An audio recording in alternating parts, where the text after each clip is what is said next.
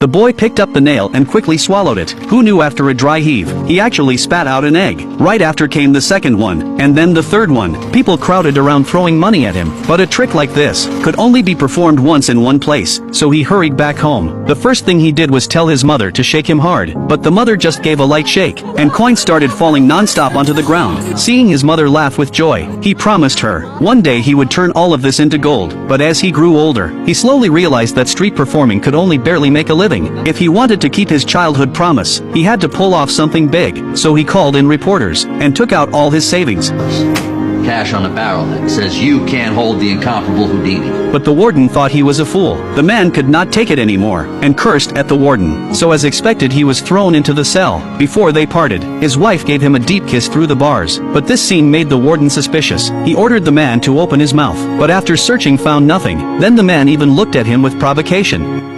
You don't get out, I keep you here overnight for disturbing the peace. A true magician would never make such sloppy moves, even though the key was indeed in his mouth. It was just that.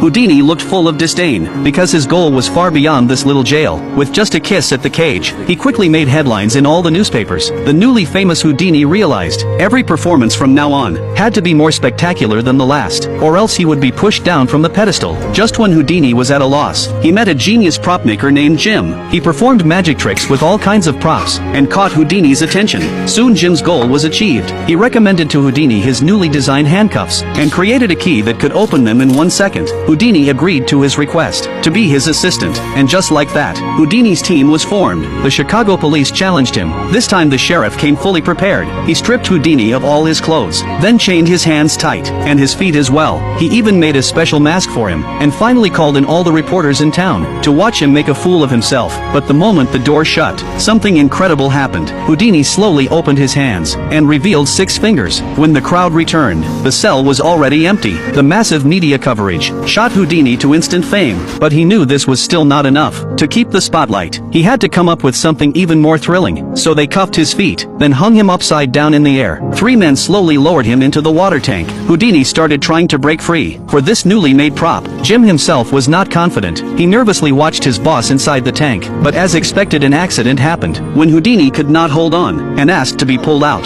The foot shackle box got stuck and would not open. Soon his face turned pale from holding his breath. He was about to suffocate. Jim quickly swung an axe and smashed the glass. Only then did Houdini escape by sheer luck. But once out, Houdini did not blame Jim. So soon after, the water torture cell was brought to the stage. Houdini put on the shackles just like in rehearsal, then was lowered upside down into the water cell, and the lid was locked. This time he was challenging